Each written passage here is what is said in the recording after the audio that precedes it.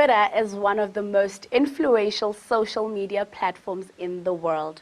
From it, we now have terms such as tweeting or to tweet, to send a DM or direct message, as well as hashtags and handles. Through Twitter, not only can you tweet multimedia, but you can also follow your interests or people who interest you. And of course, see what is trending. Lewis Wiltshire is in South Africa to talk to SNN. Lewis is the Director of Media Partnerships for Twitter in various countries such as the UK, Turkey, and the whole of Africa. Hi, Lewis, and welcome to SNN. Hello, thank you. So we basically have a few questions that we would like to ask Twitter as a mere person who uses Twitter. So why are you in Africa and South Africa specifically? So great to be here, and at the moment we're just seeing companies and brands and organisations who use Twitter in really cool and interesting ways. So it's been fascinating to find out how Twitter is being used here in South Africa.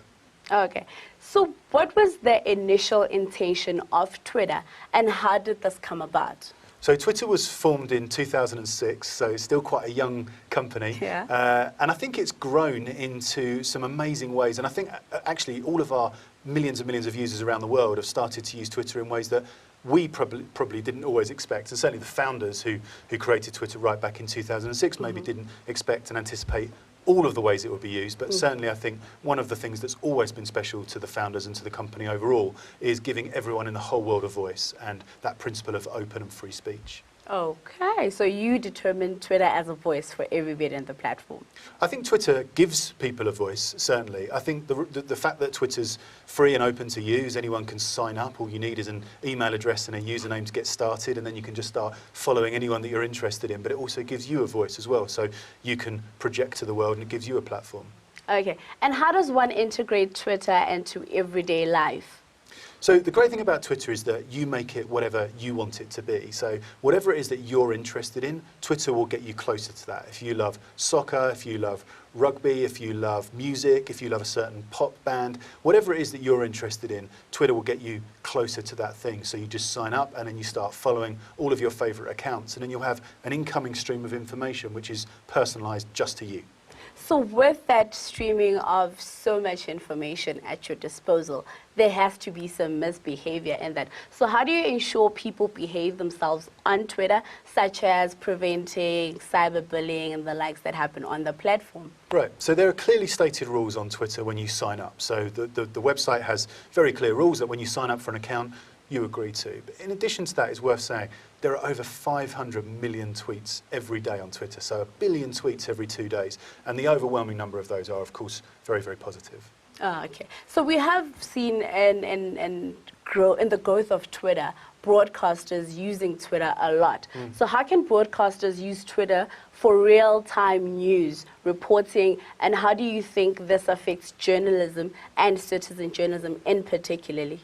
I think for news organisations it's an incredibly powerful tool in particular. I think however well-resourced a news organisation is, it can't always guarantee to have a reporter on the scene whenever something happens. But it's probably true that whenever something happens, someone will be there. And if they have their phone in their pocket and they have Twitter, then they can broadcast whatever it is that they're seeing to the world. So Twitter enables you to kind of bring the world to wherever you are. And I think certainly we're seeing that the best news organisations are actually using Twitter now to really search for information by people that are out there tweeting whatever it is they're seeing. And because Twitter's global and public and real time, it means that whatever that content is, anyone should be able to access that anywhere in the world.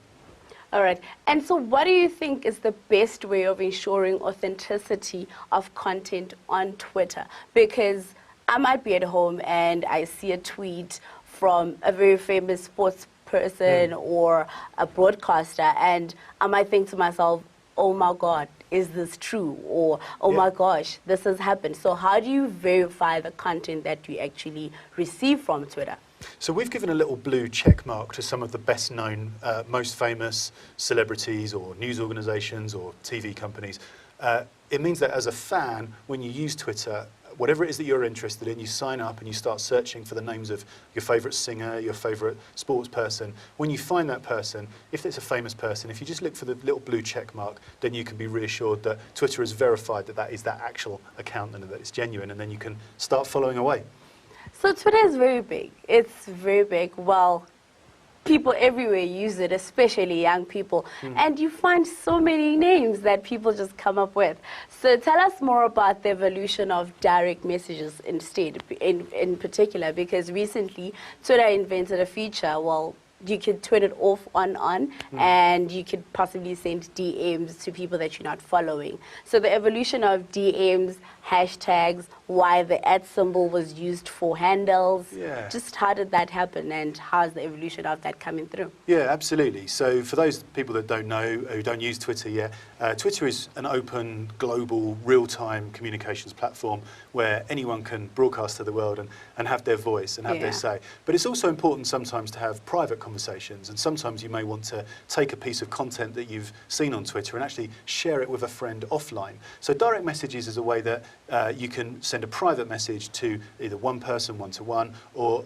recently we launched group DMs, where a group of you can have an offline conversation that only people in that group can see. So that's been a really powerful thing, that people can use a private messaging aspect to what is basically a kind of a very public, real-time global platform. In addition, you mentioned hashtags and handles. Yeah, so hashtags. The hashtag is really the glue that joins the global conversation together. So when a hashtag is a way that you can find information about a certain subject. Search for a hashtag on Twitter and then see all of the things that people have been saying about that subject, whether or not you follow those people. And then some of those accounts you may then choose to follow because they're interesting and fun. Correct. The handle is the bit that goes, the little sign that goes before your username, and that becomes your identification in the world. So my handle is @LewisWiltshire, and it means that anyone can go to @LewisWiltshire, follow me on Twitter, or recommend to follow me to other people. Not that you do that in my case, but maybe someone more interesting like you. And so it becomes a really kind of cool way to identify yourself on Twitter and out in the world as well. Well, @LewisWiltshire does say in his bio that every tweet might just contain sports.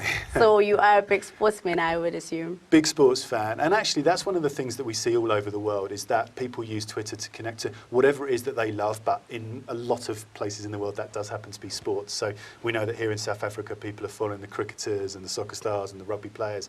And that's true all over the world too. So we've got the Rugby World Cup coming up, which South Africa will be part of. And, you know, we're in the UK, we're looking forward to that as well. So, yeah, all over the world, people do love sports. But the great thing about Twitter is that if you're not a sports fan, you can just configure your Twitter account to be whatever it is that you do love. So with recent times, what has been your biggest memory of the biggest hashtag recently within the South African market? Well, I think whatever it is whatever it is that's happening anywhere in the world, if it's something that's happening in real time, if it's something that's happening that's live, and if it's something that people really care about, then they congregate around it. So that might be an example of that might be the South African Music Awards, which I know a lot of people were really passionate about, wanted to follow, and so they may have followed like that hashtag, for instance. But really, whatever it is that you love, it's just worth going to Twitter, searching for that subject, starting to follow people that are tweeting interesting things about that subject, and then your timeline on Twitter, which is personalised to you, will be full of all of that information about that subject and anything else that you love as well, because everyone's different and everyone's got their own specific interests.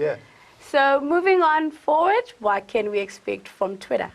Well, we're always interested in launching new products, new tools, and new ways for people to express themselves and to find out about the world.